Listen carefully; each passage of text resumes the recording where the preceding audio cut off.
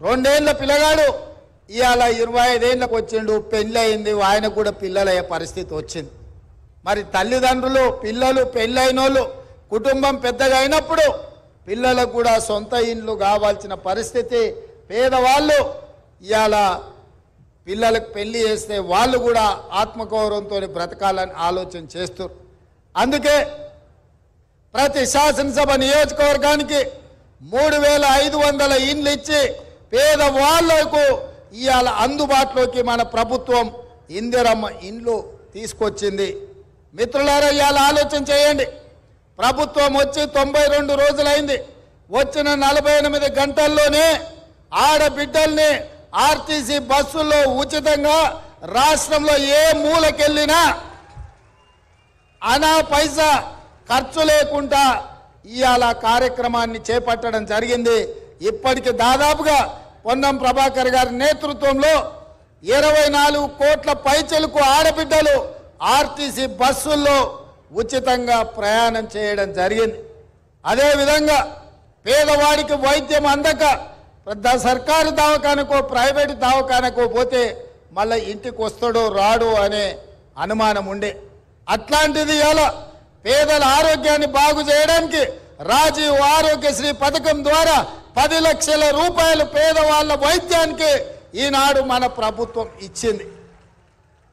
ఇక గ్యాస్ పొయ్యి సిలిండర్ గురించి నేను చెప్పాల్సిన అవసరం లేదు, మీకు తెలుసు. ఆ ఎల్ల కట్టెల పొయ్యితో కన్నీళ్లతో వంటలు వండలేక కట్టెల పొయ్యిలో ఊది ఆ పొగ ఊపిరితిత్తులకు పోయి క్యాన్సర్ వచ్చి ఆడబిడ్డలు చచ్చిపోతుంటే ఆడబిడ్డల కన్నీళ్లు తుడవడానికి సోనియమ్మ దీపం పథకం ద్వారా మీకు గ్యాస్ పొయ్యి సిలిండర్ ఇచ్చి 400 రూపాయలకే మీకు ఆ ఎల్ల సిలిండర్ ఇచ్చారు. మరి వెనక్కి తిరిగి చూస్తే 15 ఏళ్ళల్లో మోడీ గారు వచ్చిండ్రు, కేసీఆర్ గారు వచ్చారు.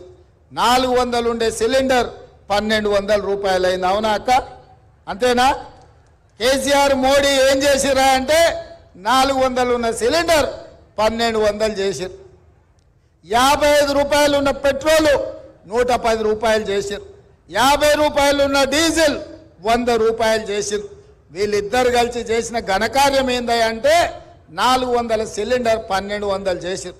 అందుకే ఎన్నికలప్పుడు స్పష్టంగా మళ్ళీ గ్యాస్ పొయ్యి సిలిండర్ అటక మీద పెట్టి కట్టెల పొయ్యికి వెళ్తున్న మా ఆడబిడ్డల్ని ఆదుకోవాలని కట్టెల పొయ్యి వద్దు 500 రూపాయలకే ఆడబిడ్డలకు సిలిండర్ ఇస్తామని మాట ఇచ్చి ఇవాళ ఆ కార్యక్రమాన్ని కూడా పెద్ద ఎత్తున మనం ప్రారంభించుకున్నాం. అదేవిధంగా వ్యవసాయానికే ఉచిత కరెంటు ఉన్నది. భూమి లేనోళ్లకు మరి కష్టాలు లేవా? మీరెందుకు వాళ్ళ గురించి ఆలోచన చేస్తలేరు అని బట్టి విక్రమార్క గారు ఆదిలాబాద్ నుంచి ఖమ్మం వరకు పాదయాత్ర చేసినప్పుడు పేదోళ్ళు వారి దృష్టికి తీసుకొచ్చారు.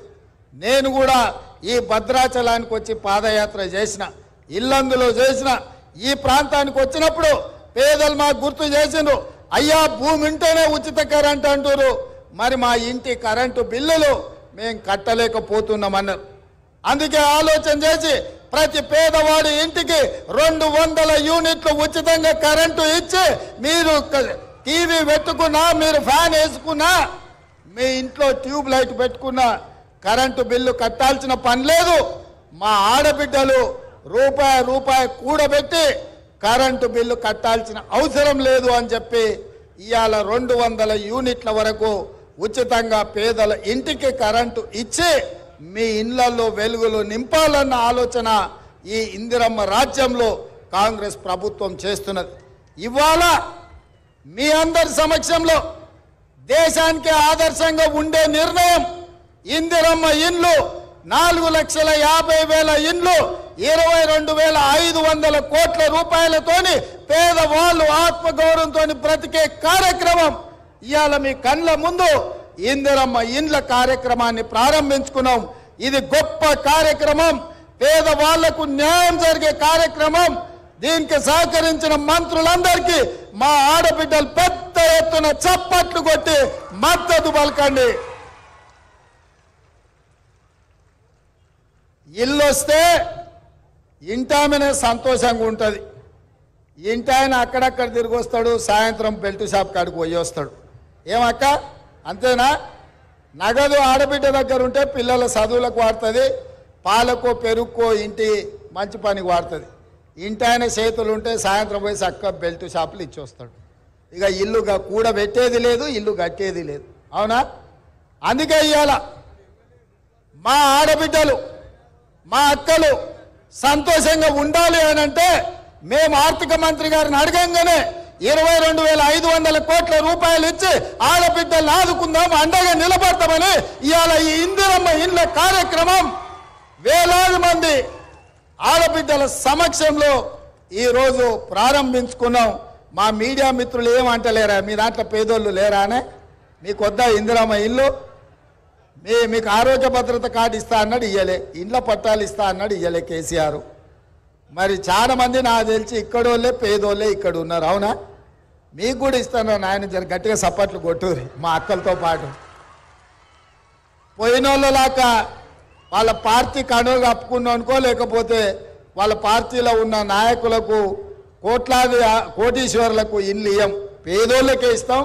నిజమైన అర్హులైన వాళ్ళకే లబ్ధిదారులకే ఇందిరమ్మ ఇల్లు ఇస్తామని చెప్పి నేను ఈ సందర్భంగా తెలియజేస్తున్నా.